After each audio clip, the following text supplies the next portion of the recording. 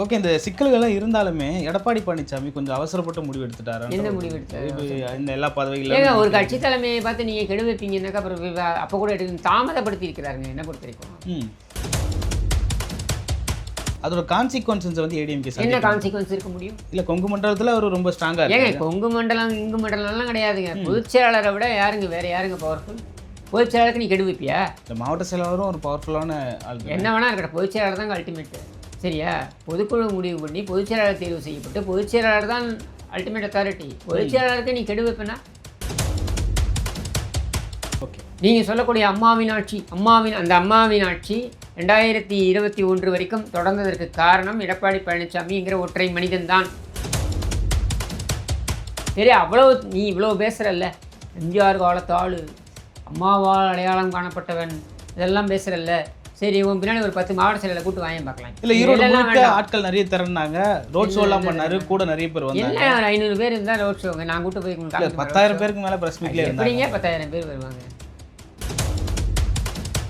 96 தவிர்த்து 13 முறையோ 14 முறையோ நீ எம்எல்ஏ. சரியா? என்ன தியாகம் பண்ணு நீ கட்சிக்காக? கட்சி தான் உனக்கு செய்திருக்கிறது. இந்த கட்சி இல்லைன்னா உனக்கு அங்கீகாரம் கிடையாது. சரியா? இந்த கட்சி இருக்கிறதுனால தான் உனக்கு அங்கீகாரம். இந்த கட்சியே நீ நாசம் பண்ணுவேன், நீ இறங்குவேன், இந்த பொதுச்செயலாளரே நீ கேள்வி கேட்ப அப்படின்னா இந்த கட்சியோடைய தொண்டர்களால் தேர்வு செய்யப்பட்டிருக்கின்ற பொதுச்செயலாளர் அவர் ஒன்றும் சாதாரணமாக வந்து இல்லை.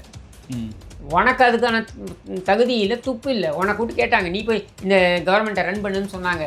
உனக்கு பயம், ஏன்னா ஆளுநர் ஓடி போயிட்டார். அப்போ லாஜிக்காக பேசுங்க. ஓகே, 10,000 பேர்னா எவ்வளோ எண்ணிக்கை தெரியுமா? ஒரு சின்ன ரோடில் ஒரு 500 பேரை கூட்டினீங்கன்னா பெரிய கூட்டம் மாதிரி தெரியுங்க. சரியா? நான் கூப்பிட்டு போகிறேங்களா அசோக் நகரில் இப்போ பசங்களை கூப்பிட்றேன் நான். என் ஏரியா பசங்க பார்க்குறீங்களா, ஒரு 500 பேர் வருவாங்க. திமுக பார்த்து சொல்கிறோம்ல, இது என்னங்க கருணாநிதிக்கு பின்னால் ஸ்டாலினுக்கு அப்புறம் உதவாநிதிக்கு அப்புறம் இன்பநிதி கீழே ஒரு துன்ப நிதி, அதுக்கு கீழே ஒரு கைமை நிதி, அதுக்கு கீழே இன்னொரு ஒரு கபோதி நிதி, இவெல்லாம் வந்துனே இருப்பானா? இவங்களுக்கெல்லாம் நீங்கள் என்ன பட்டாயம் எழுதி கொடுத்துட்டீங்களா? இது போகாது. இது இப்படி நேர்கோட்டில்னா இந்த பக்கத்துலேருந்து பார்த்தீங்கன்னாக்கா இந்த பக்கம் கனிமொழி, அப்புறம் இந்த பக்கம் பார்த்தீங்கன்னாக்கா அவன் 2 பேர், இந்த மாறன் பிரதர்ஸ், கேடி பிரதர்ஸ் 2 பேர், அவன் இந்த கலாநிதி தயாநிதினு அவன் 2 பேர், என்ன அந்த பக்கம் செல்வி, இந்த பக்கம் தமிழரசு, இத்தனை பேருக்கும் சலாம் போடணுமா? இஸ்திமுக அது ஸ்டாலின் திமுக, உஸ்திமுக அது உதயநிதி ஸ்டாலின் திமுக, கதிமுக அது கனிமொழி திமுக, சதிமுக அது சபரீசன் திமுக, சேதிமுக அது செந்தாமரை திமுக, தூதிமுக அது துர்கா திமுக. இத்தனை திமுக இருக்குது. இந்த மாதிரி நம்ம அண்ணா திமுக நடத்த முடியுமா? ஒரு தஞ்சாவூர் பாஷையில் என்ன பண்ணிடுவானுவோ, என்ன முடிச்சிடுவானோ நம்மள?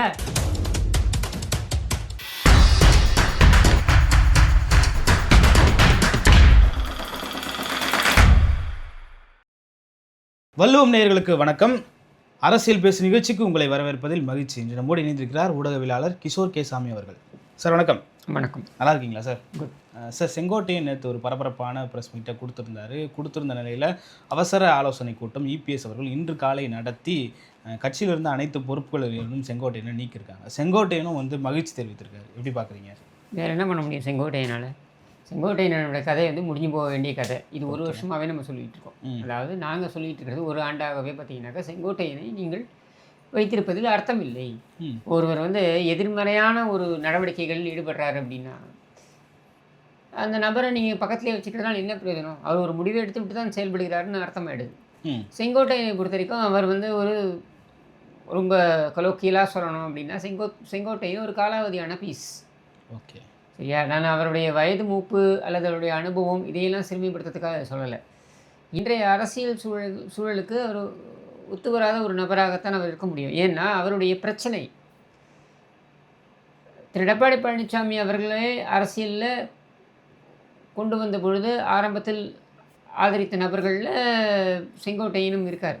இன்னும் சொல்ல வேண்டும்னாக்கா திரு எடப்பாடி பழனிசாமி அவர்களுடைய திருமணமே அவருக்கு லேட்டாக தான் திருமணமாச்சு. 35 வயதில் தான் திருமணமாச்சு. இவர் தலைமையில் தான் நடந்தது, செங்கோட்டையன் தலைமையில் தான் நடந்தது. சரியா? அந்தளவுக்கு ஒரு நெருக்கமான ஒரு உறவில் அவர்கள் இந்த கட்சியில் இருந்தார்கள்.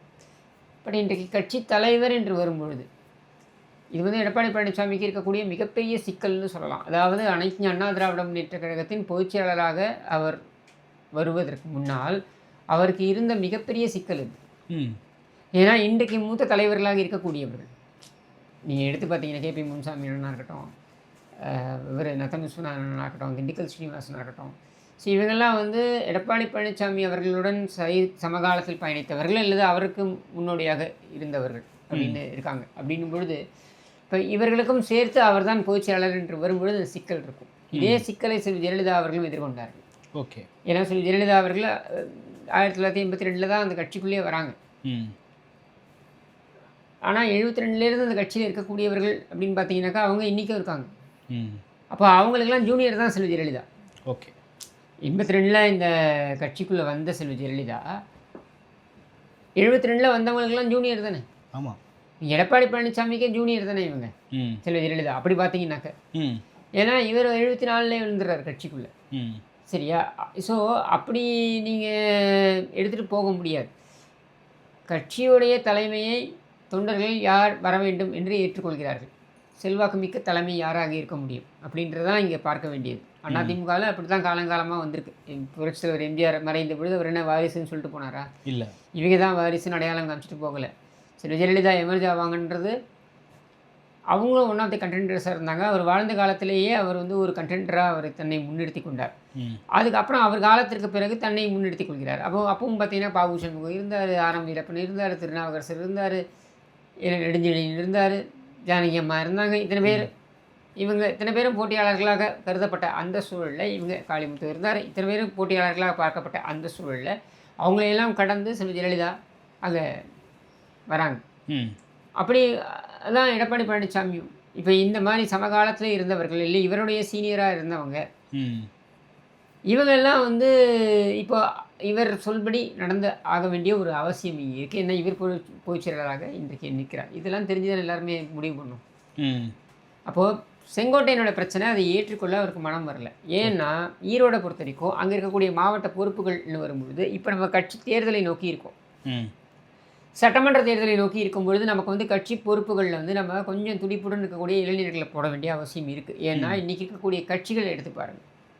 ஓகே. திமுகவாக இருக்கட்டும், திமுகவுக்கு ஒரு யங் ஃபேஸ் அப்படின்னு அவங்க உதவாநிதியை ப்ரொஜெக்ட் பண்ணுறாங்க. அந்த பக்கம் பாமகவாக இருக்கட்டும் அன்புமணி ராமதாஸ், அந்த பக்கம் பாஜகவாக இருக்கட்டும் இதுக்கு முன்னாடி அண்ணாமலை இருந்தாப்புல இப்போது நயினார் நாகேந்திரன் அப்படின்ட்டு இந்த மாதிரி அங்கங்கே யங் ஃபேஸ் விஜய் வந்திருக்காரு. சீமான் பார்த்தீங்கன்னாக்கா அவருடைய கட்சியில் துடிப்புடன் இருக்கக்கூடிய இளைஞர்கள் தான் இருக்காங்க. இப்படி அங்கங்கே இளைஞர்கள் பங்கு அதிகமாக இருக்கும்பொழுது அதிமுகவிலையும் அதை புகுத்த வேண்டிய அவசியம் இருக்குது. எம்ஜிஆர் காலத்து ஆட்கள் இருப்பாங்க, அம்மா காலத்து ஆட்கள் இருப்பாங்க. அதை கடந்து இன்றைய தலைமுறையை நீங்கள் வந்து கொண்டு வந்து நிறுத்தினா தானே நம்ம தேர்தல் வேலையை துடிப்புடன் செய்ய முடியும். நீங்கள் என்ன தான் இருந்தாலும் வயது மூப்பிற்கு ஒரு மரியாதை இருக்கிறது, அனுபவத்திற்கு ஒரு மரியாதை இருக்கிறது. அதெல்லாம் இருந்தாலும் கூட அதை கடந்து நீங்கள் இளைஞர்களை வச்சு தானே வேலை வாங்க முடியும். 65 வயசில் 70 வயசில் இருந்தவங்களை வச்சு வேலை வாங்க முடியுமா? நீங்கள் 120 தொகுதிக்கு போகிறாருங்க. யார் இவர்? 120 தொகுதிக்கு மேலே போயிட்டார். 71 வயதில் 120 தொகுதிகளுக்கு மேலே பயணித்திருக்கிறார். ஒவ்வொரு தொகுதி ஒரு நாளைக்கு 3 தொகுதின்னு போகிறார் எடப்பாடி பழனிசாமி. ஆமாம். இதே வேகத்துடன் எல்லாரும் பயணிக்க முடியுமா? முடியல அப்படின்னும் போது இளைஞர்களை தான் நாங்கள் பொருத்தி ஆகணும். அப்படி போஸ்டிங் போடும்பொழுது ஏன் ஆட்களை நீங்கள் போட மாட்டேங்கிறீங்கன்னு சண்டை போடுறாரு. இவங்க ஆட்கள் எல்லாமே 60 வயசுக்கு மேற்பட்டவர்கள். இவங்களை எப்படி போடுவீங்க? செயல்படக்கூடிய இடத்துல இருக்கக்கூடிய பதவியில் எப்படி இவங்களை போடுவீங்க? போட முடியலன்றது தான் பிரச்சனை. அதுக்கு தான் அவர் முறுக்கிக்கிட்டு இருந்தார் இவ்வளோ நாளாக. எனக்கு தெரிஞ்சு கடந்த ஓராண்டாகவே திரு எடப்பாடி பழனிசாமி அவர்களுடன் அவர் முகம் கொடுத்து 2 பேருமே பேசிக்கிறது கிடையாது. இது ஒரு கட்டத்துக்கு மேலே இன்றைக்கி இங்கே வந்து நின்று இருக்குது. அவ்வளோதான். இது வெளியில் போகிறதுக்காக அதாவது இவர் ஓரங்கட்டப்பட்டு விட்டார். இவரை சுற்றி இவருடைய மாவட்டத்தில் ஏன்னா இவர் நிறைய பேரை வெளில அமைச்சிருக்காருல்ல, முத்துசாமியிலேருந்து ஆரம்பித்து இவர் நிறைய பேரை வெளில அமைச்சிருக்காங்களே. நீங்கள் அந்த வரலாற்று சிறப்புமிக்க கூட்டங்கள்லாம் எடுத்து பார்க்கணும். முத்துசாமி வெளியேறிய பொழுது முத்துசாமி திமுகவுக்கு செல்லப் போகிறார் என்பதனை கடைசி வரைக்கும் செல்வி ஜெயலலிதா நம்பவே இல்லை. அங்கே எல்லாரும் எழுந்து பேசுகிறாங்க, கோகுலேந்திரா அழறாங்க. நீங்கள் சொன்னதுக்கப்புறமும் நீங்கள் செல்லக்கூடாதுன்னு சொன்னதுக்கப்புறமும் அவர் போயிருக்காரு அப்படின்னும் பொழுது சொல்கிறாங்க. அப்போ செல்வி ஜெயலலிதா விவரிக்கிறாங்க என்ன நடந்ததுன்னு. நான் வந்து பேசினேன், முத்துசாமியிடம் பேசினேன். அவர் இல்லைம்மா நான் நேரில் வந்து உங்கள்கிட்ட பேச முடியாது, நான் நேரில் வந்து பேசினா என்னால் உங்களை ஃபேஸ் பண்ண முடியாது அப்படின்னாரு. சரி வேண்டாம், நீங்கள் கடிதம் மூலமாக கொடுங்கன்னு சொன்னேன். ஏன்னா அவர் வந்து அவருடைய மனது குழந்தை மாதிரி இதை வந்து பதிவு பண்ணுறாங்க. யார்? செல்வி ஜெயலலிதா பதிவு பண்ணுறாங்க முத்துசாமியை பற்றி பேசும்பொழுது. ஆனாலும் அவர் இழக்க வேண்டிய ஒரு சூழல் ஏற்பட்டிருக்கு. அப்போ அவங்க பதிவு பண்ணுறாங்க. இன்னொன்று என்ன பதிவு பண்ணுறாங்க, நான் வந்து இந்த கட்சியில் நான் வந்து எவ்வளோ சகிப்புத்தன்மையோடு இருந்திருக்கேன்னா, இங்கே இருக்கக்கூடிய வளர்மதியாக இருக்கட்டும், இங்கே இருக்கக்கூடிய இதெல்லாம் குறிப்பிட்டு சொல்கிறாங்க, இங்கே இருக்கக்கூடிய பன்னீர்செல்வம் இருக்கட்டும், இவங்கெல்லாம் எனக்கு எதிராக பயணித்தவங்க. ஓகே. இவங்கெல்லாம் எனக்கு எதிராக இருந்தவங்க, ஜானியில் இருந்தவங்க, என்னை கடுமையாக விமர்சனம் பண்ணவங்க. இவங்களையெல்லாம் என்னை சுற்றி நான் உட்கார வச்சுருக்கேன், இன்றைக்கி பதவி கொடுத்துருக்கேன் அப்படின்னா, அப்போ நான் எந்த அளவுக்கு சகிப்புத்தன்மையோடு இருக்கேன். அதே சகிப்புத்தன்மை உங்களுக்கு மாவட்ட அளவில் இல்லாததன் காரணம் தான் முத்துசாமி வெளியேறுகிறார் அப்படின்னு சொல்கிறாங்க. யாரை சொல்கிறாங்க? செங்கோட்டையனை குறிப்பிட்டு சொல்கிறாங்க. உங்களுக்கு அது இல்லை. அந்த சகிப்புத்தன்மை நான் வளர்த்துக்கிட்டு இருக்கேன். எனக்கு 60 வயசு ஆகிடுச்சு. அப்போ உங்களுக்கு 60 வயசு மேலே, அப்போ 60 வயசு ஆகிடுச்சு. எனக்கு அந்த மெச்சூரிட்டி வந்துருச்சு. நானே இதே ஒரு 40 வயதுலேயோ 50 வயதுலேயோ இருந்தால் கண்டிப்பாக நான் அது வந்து எனக்கு அந்த இது இருந்திருக்காது, மெச்சூரிட்டி இருந்திருக்காது. ஒரு தலைவர் எப்படி பேசுகிறாங்க பாருங்கள், எப்படி சொல்கிறாங்க பாருங்கள். அதே மாதிரி தான் இங்கேயும் ஒரு ஓராண்டாகவே இவர் இந்த மாதிரிலாம் பேசிக்கிட்டு இருக்காரு. நீங்களே யோசிச்சு பாருங்கள், ஒரு கட்சியோட தலைவருக்கு நீங்கள் தகவல் சொல்லாமலே நீங்கள் நேராக போய் அமித்ஷாவை பார்க்குறீங்க. உள்துறை அமைச்சர் தான், அவர் கூப்பிட்டாரு நான் போனேன்றீங்க. அவர் கூப்பிட்டாருன்னா தலைமைக்கு சொல்லாமல் போயிடுவீங்களா? அப்போ இதெல்லாம் வந்து இந்த ஆளுமையை எந்த அளவுக்கு பாதிக்கும்ன்றது உங்களுக்கு தெரியணும்ல. தெரிஞ்சு தானே பண்ணுறீங்க அது. ஓகே. பாண்டியுடைய அந்த ப்ரோக்ராமில் போய் நின்று பேசுகிறீங்க, என்ன சொல்கிறீங்க? என் பொறுமையை சோதிக்காதீர்கள்ன்றீங்க. யார் பொறுமையை யார் சோதித்தது? நீங்கள் தான் எங்கள் பொறுமையை சோதித்து கொண்டிருக்கிறீங்க. அப்போ உன்னால் ஜீர்ணிச்சிக்க முடியல. நாம் பார்த்து வந்த ஒரு நபர் இன்றைக்கு பொதுச்செயலாளராக அங்கே அமர்ந்திருக்கிறார் என்பதை உன்னால் ஜீர்ணித்து கொள்ள முடியல. ஓகே. நான் சொல்லக்கூடிய ஆளுகளை நீ போட மாட்டேன்னா என்ன அர்த்தம் அப்படின்றது தான் கோவம். சரியா? இந்த ஈகோவை தான் நீ கொண்டு வந்து இங்கே காட்டுற. இப்போ நீ வெளியேற்றப்பட்டவர்கள் எல்லாம் உள்ளே சேர்க்கப்பட வேண்டும்னு நீங்கள் சொல்கிறீங்க இல்லையா? வெளியேற்றப்பட்டவர்களுக்கு யார்? நீ அதை சொல்லணும்ல. யார் வெளியேற்றப்பட்டார்கள்? இல்லை, ஒரு சூசகமாக ஒரு வார்த்தையை சொல்கிறாரு. எந்த பொறுப்பில் எனக்கு வேணான்னு சொல்கிறவங்களெல்லாம் நீங்கள் இணைச்சி வேலை செய்யணும்னு சொல்லிட்டு. சரிங்க, அந்த வெளியேற்றப்பட்டவர்கள் யார்? ஓபிஎஸ்ஸை சொல்கிறாரு. இப்போ ஓபிஎஸ்ஸை பொறுத்தவரைக்கும் எப்படி நீங்கள் உள்ளே எடுத்துப்பீங்க? கட்சியோட விதிகள் எப்படி அனுமதிக்கும்? இப்போ இவரை விட்டுருங்க, இவர் பேர் என்ன, எடப்பாடி பழனிசாமி வந்து விரும்பலைன்றதை விட்டுருங்க. கட்சிக்குன்னு ஒரு விதிகள் இருக்குல்ல, விதிமுறைகள் இருக்குல்ல. கட்சி விதிமுறை என்ன சொல்லுது? யாராவது ஒருவர் இந்த கட்சி சம்பந்தப்பட்ட பிரச்சனைகளை நீதிமன்றத்துக்கு எடுத்து சென்றால் அது ஆட்டோமேட்டிக்காக அவருடைய மெம்பர்ஷிப் போய்டும்னு சொல்லுது. ஓகே. சரியா? இப்போ நீங்கள் கட்சிக்குள்ளே திரும்பி வரணுன்றீங்க. ஓபிஎஸ் திரும்ப மீண்டும் கட்சிக்குள் வர வேண்டும் என்றால் நீ உன்னை தலைமை ஒருங்கிணைப்பாளர் என்று அழைத்து கொண்டு நீ எப்படி உள்ளே வர முடியும்? ஜூலை மாதம் வரைக்கும் இந்த இரட்டை இலையை முடக்க வேண்டும் என்பதற்காக நீ நீதிமன்றத்துக்கு போயிருக்க. நீ எப்படி உள்ளே வர முடியும்?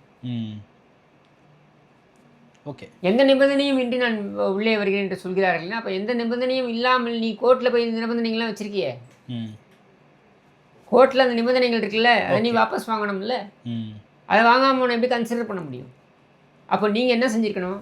எந்த நிபந்தனைகளும் இல்லாமல் வரேன்னு சொல்கிறப்பா நீ நீதிமன்றத்தில் போய் நீ கேஸ் போட்டிருக்கே, அதை வாபஸ் வாங்கிட்டு அப்புறம் வான்னு நீங்கள் சொன்னால் தானே எடுத்துக்க முடியும். அது வாங்காமல் எப்படி எடுப்பீங்க?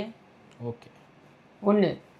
ரெண்டாவது, நீங்கள் ஒரு கட்சியில் ஒரு இணையணும்னா, மெம்பர்ஷிப் வாங்கணும்னா மெம்பர்ஷிப் ட்ரைவ்னு பண்ணுவாங்க. ஒரு கட்சியும் உறுப்பினர் சேர்க்கை. இந்த உறுப்பினர் சேர்க்கை அப்படின்றது அந்த படிவம் இருக்கும். அந்த படிவத்தில் ரொம்ப தெளிவாக அந்த கட்சியோட விதிமுறைகளுக்கு நான் உட்படுத்திக் கொள்வேன். கட்சியோடைய தலைமை சொல்படி நடப்பேன். இப்போ கட்சியோட தலைமை யார்? இப்போதைக்கு எடப்பாடி பழனிசாமி தான். இப்போதைக்கு இல்லை, எடப்பாடி பழனிசாமி தான் கட்சியுடைய தலைமை. பொதுக்குழுவால் செயற்குழுவால் தேர்வு செய்யப்பட்டு தேர்தல் ஆணையத்தால் அங்கீகரிக்கப்பட்டிருக்கின்ற கட்சியுடைய தலைமை. ஏற்கனவே அவர் 2 தேர்தலை சந்தித்து விட்டார். 3வது தேர்தலுக்கு ஆயத்தமாகி கொண்டிருக்கிறார். அந்த 3வது தேர்தலையும் அவருக்கு சின்னம் அவர் தான் பிஃபார்ம் சைன் பண்ணணும். சரியா? இப்போது நீ எப்படி வர முடியும் கட்சிக்குள்ளே? நீ கட்சியோட தலைமை நீ தான் சொல்லிக்கிட்டு இருக்க. நீ எப்படி இங்கே கழித்து போடுவேன்? ஓகே. இந்த சிக்கல்கள்லாம் இருந்தாலுமே எடப்பாடி பழனிசாமி கொஞ்சம் அவசரப்பட்டு முடிவு எடுத்துட்டாரு. என்ன முடிவு எடுத்தாரு? இந்த எல்லா பதவிகளும் ஒரு கட்சி தலைமையை பார்த்து நீங்கள் கெடு வைப்பீங்கன்னாக்கா அப்புறம் அப்போ கூட தாமதப்படுத்தி இருக்கிறாருங்க. என்ன பொறுத்த வரைக்கும் சில ஜெயலலிதா அவர்கள் பாருங்கள், நாஞ்சில் சம்பத் பேட்டி கொடுத்துட்டே இருப்பார் தந்தியில் லைவ். ஏன்னா அன்றைக்கி காலையில் சண்டே, எனக்கு இன்னும் ஞாபகம் இருக்குது, சண்டே ஈவினிங் வரப்போகுது, ப்ரோமோ வந்துருச்சு. காலையில் 7 மணிக்கு நான் கால் பண்ணுறேன். யார் மருதழகராஜ் அண்ணன் இருக்கார், அப்போ நமது எம்ஜிஆர், நான் கால் பண்ணுறேன். என்னென்ன அது அசிங்கமாக இருக்குது, இந்த மாதிரி இருந்தாலும் பேசுகிறாப்புல. 2015 அந்த வெள்ளத்தை பற்றி பேசுகிறார். ஒரு யானை நடந்து வருகிறது என்றால் சிறு எறும்புகள் எல்லாம் இறக்கத்தான் செய்யும் மிதிப்பட்டு அப்படின்னு சொல்கிறாரு. யாரை சிறு எறும்புன்னு சொல்கிறாரு? இந்த சென்னையில் பாதிக்கப்பட்ட மக்களை சொல்கிறாரு. அவர் ஏற்றுக்க முடியுமா? நம்ம ரொம்ப அசிங்கமாக இருக்குது. ஏற்கனவே நமக்கு கிட்ட பேர் இருக்குது சென்னையில் 2015 அந்த பெருவெள்ளம் அந்த காலகட்டத்தில். இது ரொம்ப ரொம்ப தப்பு அப்படின்னு சொன்னது. இருங்க நான் பேசுகிறேன்னு சொல்லிட்டு அவர் கார்டனுக்கு ஃபோன் பண்ணி நீங்கள் மருதழகராஜ் அண்ணன்டே கேளுங்க, இது நடந்ததான்னு கேளுங்க, அவர் சொல்லுவார். அப்புறம் அவர் பேசி திரும்பி என்கிட்ட வரார். இதெல்லாம் காலையில் 7 மணிக்குள்ளே நடக்குது. 8 மணிக்கு எனக்கு திரும்பி வரார். நீங்கள் கவலைப்படாதீங்க சார், அது ஏர் ஆகும்போது பாருங்கள் நீங்கன்ட்டு. அதே மாதிரி லைவ் போகுது. ஏற்கனவே எடுத்துட்டாங்க, லைவ் போகுது, லைவ் போடுறாங்க. அது ரிலே ஆகும் பொழுது எவ்வளவோ ட்ரை பண்ணுறாங்க, சந்திக்கு ஃபோன் பண்ணி போடாதீங்க, தடுத்துருங்கன்ட்டு, முடியாதுன்ட்டாங்க. சரி நீங்கள் போடுங்கன்ட்டு போடும்போது பேச ஆரம்பிக்கிறார். நாஞ்சில் சம்பத் பேச ஆரம்பிக்கும் பொழுதே கீழே டிக்கெட் ஓடுது, நாஞ்சில் சம்பத் கொள்கை பரப்பு செயலாளர் ஏதோ ஒரு பதவி இருந்து அந்த பதவியிலிருந்து நீக்கம் அப்படின்ட்டு. அது மாதிரி செங்கோட்டையன் அங்கே பேசிக்கிட்டு இருக்கும்பொழுது, பேச ஆரம்பித்த பொழுதே நீங்கள் நீக்கம்னு நீங்கள் பதவியை பறிச்சிருக்கணும். உறுப்பினர்லேருந்து நீக்கலை, ஏன்னா அவர் வந்து சட்டமன்ற உறுப்பினராக இருக்கார் அப்படின்றதுனால உறுப்பினர் பதவியிலேருந்து இப்போதைக்கு நீக்கலை. அதில் இருக்கக்கூடிய சட்ட பிரச்சனைகள்லாம் பார்த்துட்டதுக்கப்புறம் அந்த முடிவை எடுப்பாங்க. ஆனால் நீங்கள் இன்னைக்கு பறிச்சிருக்கீங்களா பதவி, இதை நேற்றுக்கே நீங்கள் பண்ணியிருக்கணும். ஓகே, அப்படின்றது என்னுடைய எண்ண ஓட்டம். இல்லை தாமதப்படுத்திட்டீங்க. அதோட கான்சிக்வன்சஸ் வந்து ஏடிஎம்கே என்ன கான்சிக்வன்ஸ் இருக்க முடியும்? இல்லை கொங்கு மண்டலத்தில் அவர் ரொம்ப ஸ்ட்ராங்காக ஏங்க கொங்கு மண்டலம் இங்கு மண்டலம்லாம் கிடையாதுங்க. பொதுச்செயலாளரை விட யாருங்க வேறு யாருங்க பவர்ஃபுல்? பொதுச்செயலாளருக்கு நீ கெடு வைப்பியா? இந்த மாவட்ட செயலாளரும் ஒரு பவர்ஃபுல்லான ஆள். என்ன வேணா இருக்கட்டும், பொதுச்செயலாளர் தாங்க அல்டிமேட்டு. சரியா? பொதுக்குழு முடிவு பண்ணி பொதுச்செயலாளர் தேர்வு செய்யப்பட்டு பொதுச்செயலாளர் தான் அல்டிமேட் அத்தாரிட்டி. பொதுச்செயலாளருக்கு நீ கெடு வைப்பேன்னா என்ன வார்த்தை இது? கட்சிக்கு நீங்கள் வந்து கோரிக்கை வைப்பது வேறு, கட்சி தலைமைக்கு கோரிக்கை வைப்பதுன்றது வேறு. சரியா? அது எல்லார் மனதிலையும் இருக்கக்கூடியது தான். இது ஒன்றும் புதுசாக ஒன்றும் செங்கோட்டையன் சொல்லியில்லை. இந்த கட்சியிலிருந்து வெளியேறியவர்கள் அவர்கள் மனம் திருந்தி மீண்டும் வந்து இந்த கட்சியில் இணைந்து செயல்பட வேண்டும் அப்படின்றது எல்லார் மனதிலையும் இருக்கக்கூடிய விஷயம்தான். ஓகே, அது என்னமோ தனியாக இவர் மட்டும் சொல்கிறான்னு கிடையாது. ஆனால் அதுக்கப்புறம் ஒரு ஸ்டெப் மேலே போகிறீங்க. என்ன பண்ணுறீங்க? இந்த கட்சியிலேருந்து என்ன நீங்கள் நீக்கினவங்களெலாம் நீங்கள் கொண்டு வரலைனாக்க, 10 நாட்களில் கொண்டு வரலைனாக்கா நாங்கள் அதை செய்வோம்னா என்ன அர்த்தம்? இப்போ நீ அதிகாரத்தை உங்கள் கையில் எடுத்துக்கிறியா? அதை எப்படி அனுமதிக்க முடியும்? எப்படி அனுமதிப்பாங்க? ஓகே, அதுக்கு பதில் வேறு சொல்கிறீங்க. 2009 பொறுப்பிலிருந்து நீக்கப்பட்டவர், கட்சியிலேருந்து இல்லை, பொறுப்பிலிருந்து நீக்கப்பட்டவர் எடப்பாடி பழனிசாமி. ஆமாம், 2009 பொறுப்பிலிருந்து நீக்கப்பட்டவர் தான் எடப்பாடி பழனிசாமி. ஆனால் 10 நாட்களுக்கு அப்புறம் அவருக்கு உண்மை தெரிய வந்து மீண்டும் அதே பொறுப்பில் அமர்த்தப்பட்டார். 10 நாட்களில் அதையும் பேச மாட்டேங்கிற. ஒன்றா கடைசி வரைக்கும் அமர்த்தலையே. அம்மா இறந்ததுக்கப்புறம் தானே நீ அமைச்சராரு, அது வரைக்கும் நீ ஆகலையே. ஆனால் அவர் அமைச்சராக இருந்தார். ஓகே, எனக்கு அதே லாஜிக் படி பேச போறீங்கன்னா 1986-87 கட்டத்தில் செல்வி ஜெயலலிதா அவர்களே பதவியிலிருந்து பொறுப்பிலிருந்து நீக்கப்பட்டார். எம்ஜிஆராலே பொறுப்பிலிருந்து நீக்கப்பட்டார்ல. ஓகே, அப்புறம் இதெல்லாம் நம்ம வந்து பேசக்கூடாது, இந்த கதையெல்லாம் பேசி வரக்கூடாது. சரியா? இங்கே ஒவ்வொரு தலைவரும் ஒவ்வொரு மாதிரி பிரச்சனைகள் எல்லாம் எதிர்கொண்டிருக்கிறார்கள். அந்த தலைவர்கள் எதிர்கொண்ட சவால்கள் அதுதான் அவர்களை உருவாக்கி இருக்கு. உதாரணத்துக்கு எம்ஜிஆர் எடுத்துக்கிட்டீங்கன்னாக்கா அவர் திமுகலேருந்து வெளியேற்றப்பட்ட பொழுது எவ்வளவோ பிரச்சனைகளை எதிர்கொண்டார். ரெய்டிலேருந்து ஆரம்பித்து எவ்வளோ பிரச்சனைகளை எதிர்கொண்டார். செருப்பு வீசப்பட்டது அவர் மேலே சட்டமன்றத்தில். அதே மாதிரி செல்வி ஜெயலலிதா எடுத்துக்கிட்டீங்கன்னாக்கா எவ்வளவோ பிரச்சனைகளை எதிர்கொண்டார், சவால்களை எதிர்கொண்டார். நீங்கள் சென்னையில் தமிழ்நாட்டில் நடந்ததை விட்டுருங்க, டெல்லியில் இவங்க ராஜ்யசபா எம்பிங்க தமிழ்நாடு ஹவுஸ்லேருந்து அவங்க போட்டி படிக்கலாம் தூக்கி வெளில போடுறாங்க. ஓகே, ஒரு கட்சி பிரச்சனையில் பதவியிலேருந்து நீக்கி நீ அவங்க எம்பி தான் கட்சி பொறுப்புலேருந்து நீக்கி வெளில போடுறாங்க, போட்டி படிக்கலாம். நடு ரோட்டில் நைட் கவுனோட டாக்ஸி பிடிச்சி அசோகா ஹோட்டலில் போய் உட்கார்றாங்க. சரியா? ரூம் போட்டு ஏன்னா நைட்டு என்ன பண்ண முடியும், வேறு எங்கே போக முடியும்? நடு ரோட்டில் நிற்கிறாங்க, போகிறாங்க, சண்டை போடுறாங்க. யார் அந்த பொட்டி படுக்கையை வீசி எறிந்தார்களோ அவர்களே வந்து செல்வி ஜெயலலிதாவுடைய கால், அதுக்கப்புறம் அவங்க மேலே வந்து பொதுச்செயலாளராக வந்ததுக்கப்புறம் அவங்க கால் வந்து விழ வச்சாங்க. இது செல்வி ஜெயலலிதா. சரியா? இந்த மாதிரி ஒவ்வொரு தலைமையும் அதிமுகவுக்கு வந்திருக்கின்ற ஒவ்வொரு தலைமையும் ஒரு ஆளுமை தான். ஒவ்வொரு இடத்துல அவங்க ஸ்ட்ரெஸ் பண்ணுவாங்க. அவங்க அந்த இடத்துக்கு வரத்துக்கு எவ்வளோ சவால்களை எதிர்கொண்டாங்க. நீ தொடர்நாடுங்க மாதிரி ஓடினே போனேன், உன்னை தானே சசிகலா கூப்பிட்டு கேட்டாங்க கூவத்தூரில். எனக்கு 2 முறை வாய்ப்பு கிடைச்சிது, ஆனாலும் அதை வந்து கட்சிக்காக அதை நான் மறுத்து போனேன். நீ கட்சிக்காகலாம் ஒன்றும் பண்ணல, உன்னால் முடியல. நீ இந்த கட்சிக்காக நீ என்ன பெரிய தியாகம் பண்ணிட்ட? என்ன தியாகம் பண்ண? நீ பண்ணை வீட்டில் மனைவி அல்லாத வேறு ஒரு பெண்ணுடன் கூத்தெடுத்து கொண்டு இருந்தாய் நீ. ஓகே, இதை தவிர்த்து நீ என்ன பெரிய தியாகம் பண்ணிட்ட கட்சிக்கு? ஒரு தியாகமும் கிடையாது. சும்மா இந்த தியாகம்ன்ற வார்த்தை ஆளுக்கு எது வேணாலும் பயன்படுத்தலாம்னு வச்சுருக்காங்க. என்ன தியாகம் பண்ண நீ? 96 தவிர்த்து 13 முறையோ 14 முறையோ நீ எம்எல்ஏ. சரியா? என்ன தியாகம் பண்ண நீ கட்சிக்காக? கட்சி தான் உனக்கு செய்திருக்கிறது. இந்த கட்சி இல்லைன்னா உனக்கு அங்கீகாரம் கிடையாது. சரியா? இந்த கட்சி இருக்கிறதுனால தான் உனக்கு அங்கீகாரம். இந்த கட்சியே நீ நாசம் பண்ணுவேன், நீ இறங்குவேன், இந்த பொதுச்செயலாளரே நீ கேள்வி கேட்ப அப்படின்னா இந்த கட்சியோடைய தொண்டர்களால் தேர்வு செய்யப்பட்டிருக்கின்ற பொதுச்செயலாளர் அவர் ஒன்றும் சாதாரணமாக வந்து இல்லை. உனக்கு அதுக்கான தகுதி இல்லை, துப்பு இல்லை. உனக்கு கூட்டு கேட்டாங்க, நீ போய் இந்த கவர்மெண்ட்டை ரன் பண்ணுன்னு சொன்னாங்க. உனக்கு பயம், ஏன்னா ஆளுநர் ஓடி போயிட்டார். அப்போ ஓகே, சசிகலா அவர்கள் சிறைக்கு செல்ல வேண்டும்ன்ற ஒரு சூழல். சரியா? ஆளுநர் இங்கே இல்லை, வித்யாசாகர் ராவ் ஓடி போயிட்டார், மும்பைக்கு விட்டார். கூவத்தூரில் இவங்க இருக்காங்க, காப்பந்து முதலமைச்சர் பன்னீர்செல்வம். பன்னீர்செல்வத்துக்கு முழு ஆதரவு, குருமூர்த்தியிலேருந்து எல்லாரும் ஆதரவு, மத்திய அரசாங்கமும் ஆதரவு. ம் சரியா? அப்போது மத்திய அரசாங்கத்தையும் எதிர்த்து, ஆளுநர் விருப்பத்தையும் எதிர்த்து, பலம் பொருந்திய திமுகவாக 90 எம்எல்ஏக்கள் மேலே திமுக கூட்டணி வைத்திருக்கு. அதையும் எதிர்த்து நம்பிக்கை வாக்கெடுப்பில் ஜெயிக்கணும். இது மாதிரியான ஒரு நம்பிக்கை வாக்கெடுப்பு இதே மாதிரியான ஒரு சூழலில் முன்னாடி நடந்தது. எப்போ நடந்தது? 88ல் 88 ஜனவரின்னு நினைக்கிறேன். இந்த நம்பிக்கை வாக்கெடுப்பு நடைபெற்றது. அந்த நம்பிக்கை வாக்கெடுப்பில் ஜானகி அம்மையார், அந்த நம்பிக்கை வாக்கெடுப்பில் கைகலப்பு ஏற்பட்டு எவ்வளோ தூரம் போச்சு. அதுக்கப்புறம் இந்த ஆட்சியை டிஸ்மிஸ் ஆச்சு. ஓகே, இதை நம்ம பார்த்தோம். இது வரலாறு. சரியா? அப்போ அதுக்கப்புறம் இப்படியான ஒரு நம்பிக்கை வாக்கெடுப்புன்றது இந்த மாதிரியான ஒரு தட்பவெட்பத்தோட இந்த சூழலில் தான் நடக்குது. இதில் எதிர்கொள்கிறதுக்கு நமக்கு பயம். ஒரு பக்கம் திமுகவை எதிர்கொள்ளணும், ஒரு பக்கம் கூவத்தொழிலக எம்எல்ஏக்களை எதிர்கொள்ளணும், ஒரு பக்கம் பன்னீர்செல்வம் அந்த கேங்கை எதிர்கொள்ளணும், ஒரு பக்கம் ஆளுநரை கன்வின்ஸ் பண்ணணும். இத்தனையும் நம்மளால் பண்ண முடியாதுன்னு ஜகா வாங்கினேன். இதை என்ன தியாகம் பண்ண நீ?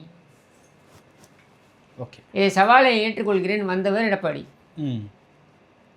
எல்லாரும் சேர்ந்து தான் சப்போர்ட் பண்ணோம், வேற விஷயம். ஆனால் சவாலை ஏற்றுக்கொண்டது யார்?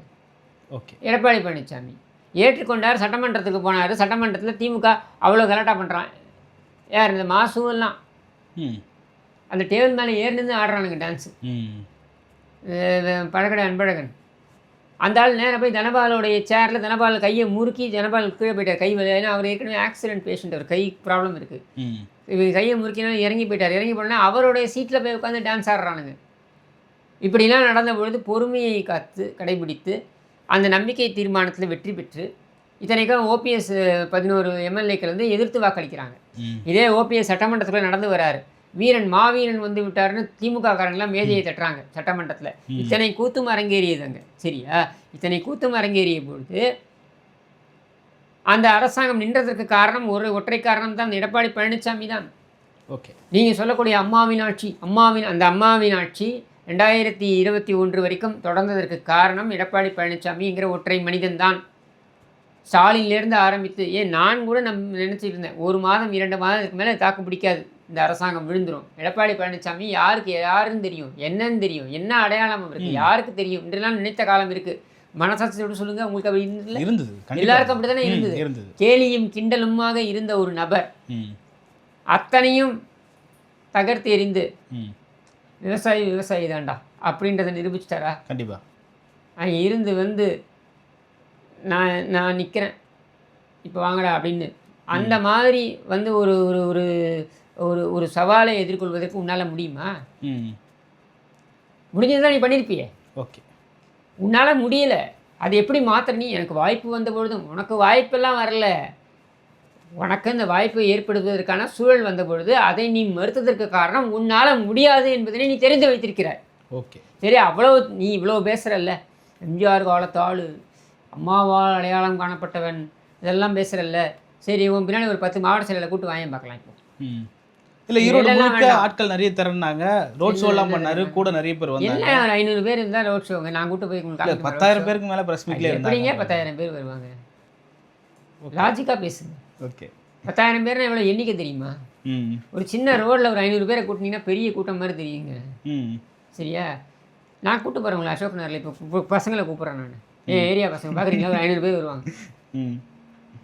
500 பேர் வருவாங்க. அதில் வந்ததெல்லாம் பார்த்தீங்களா? எல்லாம் தலை நடிச்ச பாட்டி. இவங்கெல்லாம் பாவம். இவங்கெல்லாம் 200 300 கொடுத்து கூட்டு வந்திருக்கு. கூட்டு வா, எல்லா கட்சியும் தான் பண்ணுறாங்க, நீயும் அதான் பண்ண போகிற. ஆனால் நீ கூட்டு வந்து 500 பேர். ஓகே, சரியா? பண்ணாரின்னு அந்த எம்எல்ஏ இருந்தார்ல, முதல் 5ஆம் தேதி அவங்க கூட இருந்தார். முதல் நாள் அவங்க கூட இருந்தார். 5ஆம் தேதியில் முதல் நாள் அவங்க கூட இருந்தார். இன்றைக்கே வரல, அவர் நேற்றுக்கே வரல. ஏன் வரல? யாரும் வரமாட்டாங்க. ஓகே, கூட்டம் கூட்டுறதுன்றது ரொம்ப எல்லாருக்குமே கூட்டம் கூடுதுங்க. இன்றைக்கி ஜிபி முத்து போய் ரோடில் நின்னப்பெல்லாம் கூட்டம் கூடும்.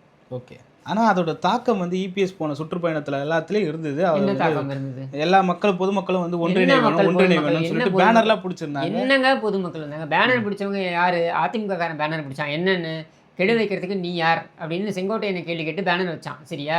ஆனால் தடுத்து நிறுத்தினது யார்? எடுத்து பாருங்கள், அந்த வீடியோக்கள்லாம் எடுத்து போட்டு பாருங்கள், நீங்களே மனசாட்சியோடு எடுத்து பாருங்கள். 10 பேர் ஓடி வரான். 10 பேர் ரோடு நடுவில் ஓடி வந்து ஒன்றிணைக்க வேண்டும் உன்னை யார் ஒன்றிணைக்க வேண்டாம்னது? வந்து சேர்ந்துக்க கட்சியில். யார் வேண்டாம்னது? உன்னை யாராவது எடுத்தாங்களே? கட்சிக்கு ஒரு ஃபாரம் இருக்குப்பா. மெம்பர்ஷிப் ஃபார்ம்னு ஒன்று இருக்குது. இந்த மெம்பர்ஷிப் ஃபார்த்தை நீ ஃபில் பண்ணி கட்சியில் சேர்ந்துக்க. யார் வேண்டான்னு ஒன்று ஒன்றிணைக்க வேண்டும். யார் யாரோட ஒன்றிணைக்கணும்? நீ முதல்ல சசிகலாவையும் தினகரனையும் ஒரே மேடையில் ஒன்றிணை பார்க்கலாம். முதல்ல சசிகலா வீட்டுக்குள்ளே பன்னீர்செல்வத்தால் வர முடியுமா? சாத்தியமா? இதற்கு நடந்திருக்கா? இது கேள்வி கேட்டால் நான் போகவில்லை என்று உங்களுக்கு எப்படி தெரியும்? நீ எங்களுக்கு தெரிஞ்சு போனால் தான் நீ போனேன்னு சொல்ல முடியும். ஓகே, நீ இருட்டில் போயிட்டு இருந்தேன்னா அது எங்களுக்கு எப்படி தெரியும்? ஓகே, நான் அனுமதிக்கல வீட்டுக்குள்ளே. நான் பார்த்த வரைக்கும் உன்னை அனுமதிக்கல வீட்டுக்குள்ளே. ஒரே ஒரு இடத்துல தான் நீ சந்திச்ச அவங்கள. எங்கன்னா அந்த எம்ஜிஆர் சமாதி நினைக்கிறேன் தலைவருடைய நினைவு நாளுக்கோ எதுக்கோ அவங்க வந்த பொழுது நீ அங்கே நின்று காத்துக்கிட்டு இருந்தே. நீ அப்போது அவங்க காரை விட்டு இறங்கும்போது வணக்கம்னா நீ அவங்களும் வணக்கம்னாங்க. அவ்வளோதான். அதுக்கு மேலே உன்னை பார்த்து பேசக்கூட இல்லை அவங்க. சரியா?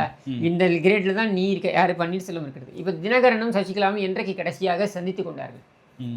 சொல்லுங்கள் பார்க்கலாம்.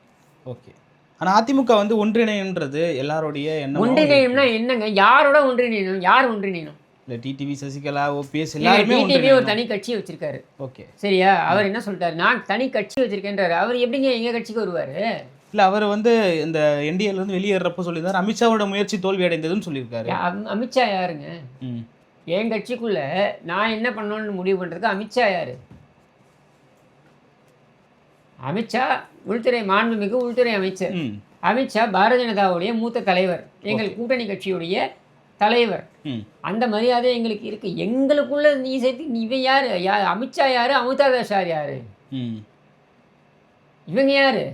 இல்லை, ஒன்றிணையாம திமுக வெல்ல முடியும்னு நீங்க நினைக்கிறீங்க? ஒன்றிணையம்னா என்ன? ஒன்றிணையம்னா யார் ஒன்றிணையணும்? அதை சொல்லுங்க.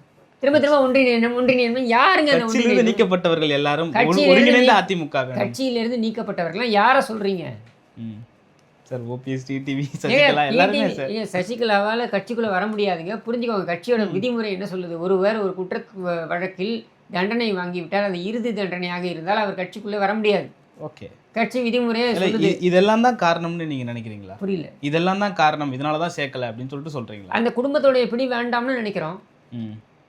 இந்த குடும்பத்தோட பிடி வேண்டாம்னு நினைக்கிறோம். ஓகே, எங்களுக்கு வேண்டாங்க. அந்த குடும்பத்தால் நாங்கள் நிறைய அவஸ்தைப்பட்டுட்டோம். சரியா? அது அம்மாங்கிற ஒரு ஆளுமைக்காக நாங்கள் பல்லை கடித்து கொண்டே இருந்தோம். ஓகே, அம்மாங்கிற ஆளுமை மறைந்த பிறகு இந்த குடும்பத்துக்கு என்ன மரியாதை இருக்க போகுது? ஏனென்றால் இந்த குடும்பத்தில் இது எப்படி தெரியுமா? சசிகலாங்கிற தனி நபர் கிடையாது. அந்த பக்கம் திவாகரன், இந்த பக்கம் தினகரன், அந்த பக்கம் ராவணன், என்ன இப்படி கலியபெருமாள் இப்போ இறந்துட்டார், அப்போ இருந்தார். மகாதேவன் அவரும் இறந்துட்டார், அப்போ இருந்தார். சரியா? இந்த பக்கம் நடராஜன் அவரும் இறந்துட்டார், அப்போ இருந்தார். இளவரசி, இத்தனை பேர். இதில் திவாகரனுக்கும் தினகரனுக்கும் ஆகாது. இளவரசிக்கும் திவாகரனுக்கும் ஆகாது. சரியா? இப்போ யாரோடைய அணியை யார் இருக்கணும்? ஓகே, இப்போ டாக்டர் வெங்கடேஷ் சொந்த மச்சான் தான். யார்? தினகரனுக்கு சொந்த மச்சான் தான். தினகரனுக்கும் டாக்டர் வெங்கடேஷ்க்கும் ஆகாது. இவங்களை வச்சுட்டு எப்படி நீங்கள் கட்சிக்குள்ளே விடுவீங்க? எப்படி நடத்துவீங்க கட்சியை? இங்கே அமைச்சர்கள் எல்லாம் போகிறாங்க. யார்? இவருடைய மகாதேவனுடைய சடங்கு, இறுதி சடங்கு நடந்து முடிஞ்சு படத்திறப்புக்கு போகிறாங்க. தஞ்சாவூருக்கு போகிறாங்க. திவாகரன் கூப்பிட்றாரு, எல்லா அமைச்சரையும் கூப்பிட்றாரு. நீ ஏன் தினகரன் சொல்கிறதெல்லாம் கேட்குற? எல்லாம் கேட்காத அப்படிங்கிறாரு. சரியா? அங்கே தினகரன் கூப்பிட்டு திவாகரன் சொல்கிறது நீ எப்படி கேட்ப அப்படின்னு. இப்படி நம்ம நடத்த முடியுமா பார்ட்டியும் கவர்மெண்ட்டையும்? ஓகே, அப்புறம் சார், சசிகலா சொல்கிறாங்க செங்கோட்டையனுக்கு அதிமுகவினுடைய ரத்தம் ஓடுதுன்னு சொல்லிட்டு சொல்கிறாங்க. குளுக்கோஸா ஓடுது? இபிஎஸ்க்கு அதிமுகவோட ரத்தம் ஓடலன்னு சொல்கிறாங்களா? அது அவங்க வெளிப்படையாக சொல்லட்டோமே. அதிமுகவோட ரத்தம் ஓடுற அதே செங்கோட்டையன் தானேங்க சசிகலா வெளியேற்றணும்னு தீர்மானம் போட்டார். தீர்மானத்துக்கு துணை போனது அவரும் தானுங்க. அப்புறம் அதிமுக ரத்தம் ஓடுறதுனால தான் உங்கள் குடும்பத்தை தள்ளி வைத்திருக்கிறார். ஓகே, பிரச்சனை சசிகலா கிடையாது. பிரச்சனை சசிகலாவுக்கு பின்னால் இருக்கக்கூடிய ஆக்டோபஸ் குடும்பம். இப்போ நாம் சொல்கிறோம்ல, திமுக பார்த்து சொல்கிறோம்ல, இது என்னங்க கருணாநிதிக்கு பின்னால் ஸ்டாலினுக்கு அப்புறம் உதவாநிதிக்கு அப்புறம் இன்பநிதி கீழே ஒரு துன்பநிதி, அதுக்கு கீழே ஒரு கைமை நிதி, அதுக்கு கீழே இன்னொரு ஒரு கபோதி நிதி, இவெல்லாம் வந்துனே இருப்பானா? இவங்களுக்கெல்லாம் நீங்கள் என்ன பட்டாயம் எழுதி கொடுத்துட்டீங்களா? இது போகாது. இது இப்படி நேர்கோட்டில்னா இந்த பக்கத்துலேருந்து பார்த்தீங்கன்னாக்கா இந்த பக்கம் கனிமொழி, அப்புறம் இந்த பக்கம் பார்த்தீங்கன்னாக்கா அவன் 2 பேர், இந்த மாறன் பிரதர்ஸ், கேடி பிரதர்ஸ் 2 பேர், அவன் இந்த கலாநிதி தயாநிதினு அவன் 2 பேர், என்ன அந்த பக்கம் செல்வி, இந்த பக்கம் தமிழரசு, இத்தனை பேருக்கும் சலாம் போடணுமா? இது 10வது. இப்போ ஒரு சின்ன ஒரு மினி ஆக்டோபஸ் குடும்பம் கிளம்பிடுச்சு. இப்போ இது யாருன்னா மாப்பிள்ளை சேரனொருத்தன் கிளம்பி வந்திருக்கான். அவன் ஓகே. ஏன்னா அது பேர் செந்தாமரை. அந்த அம்மா ஐஏஎஸ் ஐபிஎஸ் அதிகாரிகளை வச்சு கூட்டமே நடத்துது. எங்கே அவங்க வீட்டில். சரியா? இவங்களாம் யார்? இந்த பக்கம் உதவாநிதி, அப்புறம் துர்கா ஸ்டாலின் அவங்க. அதனால தான் நான் சொன்னேன், திமுகவே இப்போ எத்தனை திமுகவாக இருக்குது? இஸ்திமுக அது ஸ்டாலின் திமுக, உஸ்திமுக அது உதயநிதி ஸ்டாலின் திமுக, ஓகே. கதிமுக அது கனிமொழி திமுக, சதிமுக அது சபரீசன் திமுக, சேதிமுக அது செந்தாமரை திமுக, தூதிமுக அது துர்கா திமுக. இத்தனை திமுக இருக்குது. இந்த மாதிரி நம்ம அண்ணா திமுக நடத்த முடியுமா? அப்படி நடத்த முடியாது. ஓகே. செங்கோட்டையனுக்கு பின்னாடி யாராவது வந்து தூண்டுதலின் பெயராக ஏதாவது செய்கிறாங்கன்னு நீங்கள் நினைக்கிறீங்க? தலைகீழே தான் குதிப்பான இந்த கோட்டைச்சாமின்னு செங்கோட்டையன் நினைச்சா செங்கோட்டையன் குச்சி தான் போகணும். நம்ம என்ன பண்ண முடியும்? ஓகே. பின்னாடி திமுகவோ இந்த சவுறு எத்தனை பேரை காவு வாங்கியிருக்குன்ற மாதிரி முதல்ல சசிகலா, அடுத்து தினகரன், என்ன அடுத்தது பன்னீர், பலாப்பழ பன்னீர், என்ன இப்போ செங்கோட்டையன். சரியா? இப்படி ஒன்று ஒன்றா போய் அடிபட்டு தான் போக போகிறேன்னா போ. கட்சி அவங்களாம் நிற்காதுங்க. நான் என்ன கேட்குறேன், புரட்சித் தலைவர் எம்ஜிஆர் அவர்களை கண்ணின் இமை போல பார்த்து கொண்டது யார்? ஜானகி அம்மா. என்ன ஜானகி அம்மாவோட ஒருத்தர் நெருக்கமாக இருக்க முடியுமா புரட்சித் தலைவர் எம்ஜிஆர் அவர்கிட்ட? முடியாது. அவங்களே ஜானின்னு வந்தபொழுது நீங்கள் தயவு செஞ்சு நீங்கள் ஓரமாக போய் உட்காருங்கம்மான்னு சொன்ன கட்சிங்க இந்த கட்சி. சரியா? இந்த கட்சியில் இந்த உறவு முறையெல்லாம் பேசிக்கிட்டுலாம் யாரும் வர முடியாது. இப்போ அந்த அம்மா வந்துச்சு, அதுவும் நீங்கள் தான் சொல்ல வேண்டும் அப்படின்னு. அந்த அம்மா யார்? அந்த லதா, இது தீபா. அது யார்? அந்த அம்மாவோட அண்ணன் பொண்ணு தானே, பார்க்குறதுக்கு அம்மா மாதிரியே இருக்குது, ரவுண்டாக இருந்தால் அம்மா மாதிரியே இருக்குது அப்படின்னு கூட்டின்னு வந்து உடனே அதுவும் நீங்கள் தான் சொல்ல வேண்டும், அதுவும் நீங்கள் தான் சொல்ல வேண்டும் அப்படின்னு இந்த படத்தில் லைலா மாதிரி கண்ணை சிமிட்டி பேசின்னு இருக்குமே. ஏன்னா இப்போ அதுக்காக அதை கொடுத்துருவாங்களா? கட்சியை தூக்கி கொடுத்துருவாங்க. கட்சி என்ன இது அந்த இந்த பொருளாங்க? இல்லை சசிகலா என்ன அவங்க ஊர் தஞ்சாவூர்லேயும் கொண்டு வந்த சீதனமா அதிமுக? ஓகே. இந்த அம்மா உன் சீதனை நீயே எடுத்துன்னு போன்னு சொல்கிறதுக்கு அப்படியெல்லாம் கட்சியை கொண்டு வர முடியாது. ஓகே. கட்சியை அந்த மாதிரி கொண்டு வர முடியாது. கட்சிக்கு நீங்கள் என்ன பண்ணியிருக்கணும்? திருமதி சசிகலா அவர்கள் உண்மையிலேயே இந்த கட்சியின் மீது மதிப்பு கொண்டிருந்தார்கள் என்றால் நீ என்ன செஞ்சுருக்கணும்? நீ அந்த அம்மா இறந்து போனோடனே இது அக்காவை வாழ்ந்த வீடு, இது அக்காவுடைய கோவில், இல்லை இங்கே நான் இனிமேல் இங்கே இருப்பது நல்லா இருக்காது, நான் என் ஊருக்கு போகிறேன் அப்படின்னு நீ முட்டையை கட்டின்னு கிளம்பியிருந்தேன்னா ஒட்டுமொத்த தமிழ்நாடு ஓமினாடி வந்திருக்கும். அதை விட்டுவிட்டு இது வரைக்கும் ஒரு ப்ளவுஸும் மாட்டிக்கிட்டு ஒரு கொண்டையும் ஒன்று போட்டுக்கிட்டு அங்கே வந்து நின்றுக்கிட்டு மனப்பாடம் பண்ணி தாய் வழி வந்து சொந்தங்கள் எல்லாம் நேர் வழி வந்து இது யாராவது கேட்டாங்களா? இதை ஏன் கலோக்கியலா எங்களுக்கெல்லாம் தெரிஞ்ச திருமதி சசிகலா எப்படி ஒரு தஞ்சாவூர் பாஷையில் என்ன பண்ணிடுவானுவோ, என்ன முடிச்சிடுவானோ நம்மள அப்படி இப்படி பேசினா எல்லாருக்குமே பிடிக்கும். ஏதார்த்தமாக இதுதான் அவங்க வந்து ஊர்லேருந்து வந்திருக்காங்க, அப்படி பேசுகிறாங்கப்பா, நல்லா கெத்தாக பேசுகிறாங்கப்பா, வீர பெண்மணின்னு சொல்லுவோம். அதை விட்டுவிட்டு உன்னையாரை வந்து இதெல்லாம் பண்ண சொன்னது? இல்லை ப்ளவுஸும் ஒன்று இவ்வளோ தூரம் மாட்டிக்கிட்டு ஒரு கொண்டையை ஒன்று மாட்டிக்கிட்டு அங்கே போய் நின்றுக்கிட்டு மனப்பாடம் பண்ணி நான் மருத அழகில் அன்றைக்கே சொன்னேன், யாருங்க எழுதி கொடுத்தது இதெல்லாம் அப்படின்ட்டு. அதை யதார்த்தமாக பேச சொல்லுங்கள். எங்கள் அக்காவை பார்த்து வந்தேங்க, நான் என் அக்காவுக்கு துணையாக இருந்தேங்க, நான் நீங்கள் அக்காவே இல்லை, நீங்கள் கட்சியில் ஒத்துமையாக இருக்கணும், நீங்கள் ஒத்துமையாக இருக்கணுன்றதுக்காக நான் நிற்கிறேன், அவ்வளோதான் சொல்லியிருந்தேன், பிரச்சனையே கிடையாது. அதை விட்டுவிட்டு நீ அங்கே நின்றுட்டு உன்னை யார் டைலாக் பேச சொன்னது? அப்போது பிரச்சனை உங்ககிட்ட தான். ஓகே. சரியா? உன் குடும்பம் தான் பிரச்சனை.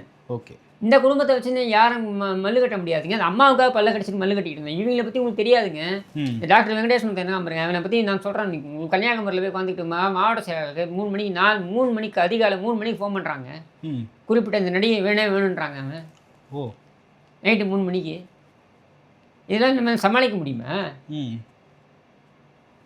இதுக்காக கட்சி நடத்தணும். இங்கே இந்த கம்ப்ளைண்ட்லாம் போனதுக்கப்புறம் தான் அவனை தூக்கினாங்க பதவியிலேருந்து. அம்மா யார்? நான் இதெல்லாம் போய் சொல்லலை, செல்வி ஜெயலலிதா. அதுக்கப்புறம் ஒரு அறிக்கை விடுறாங்க. இப்போ என்ன எதுவாக கம்ப்ளைண்ட்டாக இருந்தாலும் என்கிட்ட வரணும், நேரடியாக வரணும். நான் தலைமைச் செயலகத்தில் தலைமை கழகத்தில் நான் வந்து உட்காந்து வாங்குவேன்னாங்க. நூற்றுக்கணக்கான கம்ப்ளைண்ட் வந்தது. எல்லாம் ஒரே கம்ப்ளைண்ட் தான், பொம்பளை கேட்குறான்ட்டு. நாங்கள் என்ன இதுக்கு தான் உட்காந்துருக்கோமா இங்கே கட்சி வச்சுன்னு? அப்புறம் ஓகே சார், நடப்பு கால அரசியல் குறித்து பார்த்துக்கு நன்றி. மற்றும் ஒரு கால் சந்திப்போம். நன்றி.